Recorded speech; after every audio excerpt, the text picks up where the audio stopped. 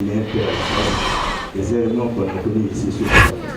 Et je voudrais rappeler que ça ne sert à rien de jeter le poids de l'infamie. Nous avons fait le cadre du dialogue et à un moment donné, on s'est rendu compte que les partenaires bi et multilatéraux de la Guinée qui l'habitude de accompagner la Guinée dans les processus traditionnels sont trop réticents. Et nous avons donc conclu que c'est une désinformation à l'échelle internationale, ce qui nous a poussé à prendre nos responsabilités. D'abord rencontrer certaines ambassades ici en Guinée et au-delà la représentation de la CEDEAO et qui finalement, dans un second plan, a abouti donc à la rencontre au niveau de la commission. Et au niveau de cette commission, nous avons discuté de certains sujets vraiment sans tabou. Il s'agissait de façon essentielle du cadre du dialogue, sa crédibilité et les dispositions pratiques qui avaient été prises par le gouvernement pour essayer de rassembler toutes les parties. Et on s'est rendu compte qu'il y a des gens qui restent encore réticents sur la base d'un certain nombre de préalables. Et ces préalables, nous respectons, mais on s'est dit qu'on ne peut pas avoir de préalables à une table. Il faut venir discuter et reposer ses revendications. Et à l'issue des discussions, beaucoup d'éléments d'information ont été mis à la disposition du président même de la commission de la CEDEAO et il n'avait malheureusement pas ces informations et il nous a rassuré que la semaine qui vient, la CEDEAO sera en Guinée pour continuer les pourparlers afin de pouvoir travailler, faire en sorte qu'on puisse rassembler le maximum de personnes. Nous avons décidé d'unir nos forces. En unissant nos forces, nous avons un idéal. L'idéal, c'est comment sortir de cette transition dans les meilleures conditions et que, au bout du compte, on ait une transition apaisée et que le peuple de Guinée, pour une fois, choisisse ses dirigeants. Voici notre objectif. De là à nous mêler à tout ce qu'ils veulent, nous ne répondrons pas. Ce qui reste vrai, la mission d'Abuja, nous avons été de nos propres chefs. Et s'il faut le refaire, nous irons ailleurs.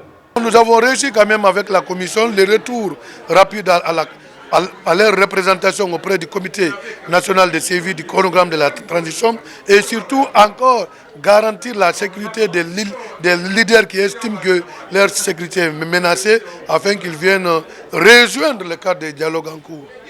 Et cela se vérifie. La CEDEAO est allée jusqu'à demander aux partenaires techniques et financiers de notre pays d'accompagner la Guinée et une rencontre doit être organisée à cet effet. Nous avons ramené la CEDEAO, sur les décisions qu'ils ont prises de s'éloigner de la Guinée. Ils ont accepté de venir siéger au sein de la commission qui va diriger les activités de la transition. Donc ça, c'est une très grande victoire. Et nous avons éclairci aussi la CEDEAO, éclairé la CEDEAO sur ce qu'on les dit à l'étranger, qui n'est pas du tout le cas chez nous. Donc, notre venue à la CEDEAO est salutaire. Et nous sommes très heureux d'avoir accompli cette mission. Et partout où nous serons demandés, partout où l'image de la Guinée sera ternie, nous allons nous déplacer pour aller vers ces personnes, pour démontrer réellement comment nous sommes ici, comment nous évoluons et quelles sont nos intentions pour notre pays. La transition ne peut pas bouger sans la CEDEAO. La CEDEAO doit nous accompagner pour que nous puissions traverser cette transition. Le meilleur est que nous nous entendons avec eux. Et c'est ce qui a suscité notre départ sur Abuja.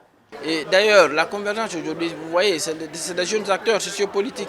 C'est une première fois en Guinée que cela se passe. Ils s'unissent et essaient de discuter des points vraiment fondamentaux qui vont dans l'avantage de pouvoir vraiment élever le niveau du débat. Nous disons que nous ne sommes plus dans les questions de personnes. Parce qu'en réalité, ces acteurs dont vous parlez ont presque fait le tour du monde dans les ambassades, dans les palais, à faire les embouteillages. Mais nous, on n'en parle jamais. C'est du droit de tout Guinéen d'aller discuter à la CEDEAO, d'aller discuter à l'Union africaine, d'aller à l'Union européenne.